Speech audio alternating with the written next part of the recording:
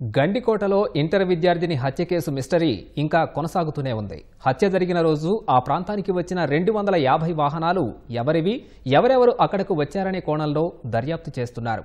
అమ్మాయి కుటుంబ సభ్యుల ప్రమేయంపైన అనుమానాలు వ్యక్తమవుతున్నా హత్యలో పాల్గొన్న వ్యక్తులు ఎవరనే విషయాన్ని తేల్చడానికి పోలీసులు కసరత్తు చేస్తున్నారు.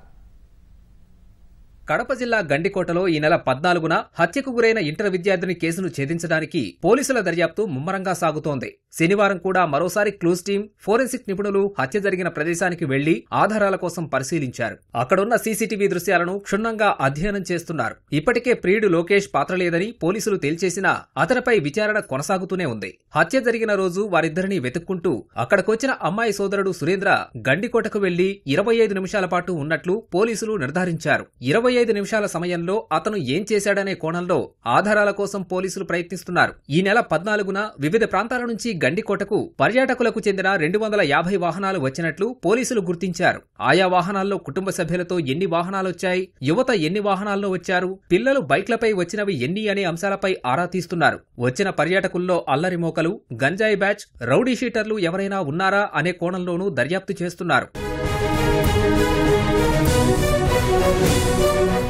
ఘటనా స్థలి నుంచి ఉదయం 10:30కు లోకేష్ వెళ్లిపోయిన తర్వాత ఆ అమ్మాయి సాయంత్రం వరకు అక్కడే ఉండాలని నిర్ణయించుకుందని, అందుకోసమే గండికోట లోపలికి వెళ్లి తిరిగిందని పోలీసులు చెబుతున్నారు. ఇంటి నుంచి తెచ్చుకున్న లంచ్ బాక్స్ కూడా అలాగే ఉందంటే ఆమెను భోజనం చేయకముందే చంపి ఉంటారని పోలీసులు అనుమానిస్తున్నారు. రంగనాయక స్వామి ఆలయం వద్ద కళాశాల బ్యాగు, దానికి సమీపంలో చున్నీ, గుడి వెనక వైపు ముళ్ల పొదల్లో మృతదేహం లభ్యమైంది.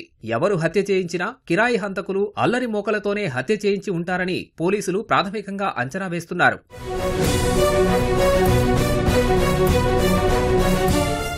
హత్య కేసులో అమ్మాయి కుటుంబ సభ్యులపైన అనుమానాలు వ్యక్తమవుతున్నా ముందు పాత్రదారుల్ని పట్టుకోవాలనే ఉద్దేశంతో ఆధారాల కోసం అన్వేషిస్తున్నారు. ఆ రోజు గండికోటకు వచ్చిన పర్యాటకులను ప్రశ్నిస్తే దర్యాప్తులో పురోగతి వస్తుందని పోలీసులు భావిస్తున్నారు. హత్య జరిగిన రోజు అక్కడికి వచ్చిన అమ్మాయి సోదరుడు విద్యార్థిని ఫోటోలను కొందరు స్థానికుల మొబైల్ ఫోన్ కు పంపించి వెతకమని చెప్పినట్లు తెలుస్తోంది. అమ్మాయి కాలేజీ బ్యాగులో మరో విద్యార్థినికి చెందిన కాలేజీ గుర్తింపు కార్డు కనిపించింది.